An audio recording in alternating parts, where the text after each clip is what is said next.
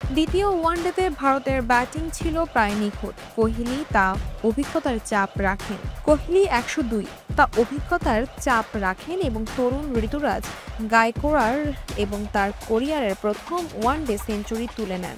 লোকেশ রাহুল নিজেও ৪৩ বলে ৬৬ রানের একটি ঝড়ো ইনিংস খেলেন, কিন্তু বোলিং ও ফিল্ডিং এর সময় শিশির এই মন্থর ওভার রেটের কারণে ভারতীয় বোলাররা ছন্দ হারান।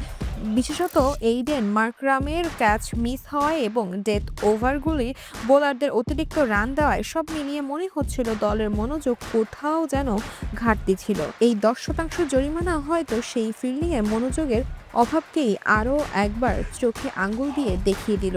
ওয়ানডে সিরিজ ২-১ ব্যবধানে জিতে ভারত ফর্মে থাকলেও এই জরিমানা টিম ম্যানেজমেন্টের কাছে একটি সতর্কতা। এই দুই দল এখন ৫ ম্যাচের এক হাই ভোল্টেজ টি-২০ সিরিজে মুখোমুখি হতে চলেছে আগামীকাল, অর্থাৎ ৯ ডিসেম্বর। কটকের বারাবতী স্টেডিয়ামে সিরিজের প্রথম ম্যাচটি অনুষ্ঠিত হবে। টি-২০ ক্রিকেটে যেখানে প্রতিটি বল গুরুত্বপূর্ণ, সেখানে মন্থর ওভার রেটের এই ধরনের শাস্তি নিশ্চিতভাবে দলগত শৃঙ্খলার ওপর আরও বেশি গুরুত্ব দিতে বাধ্য করবে।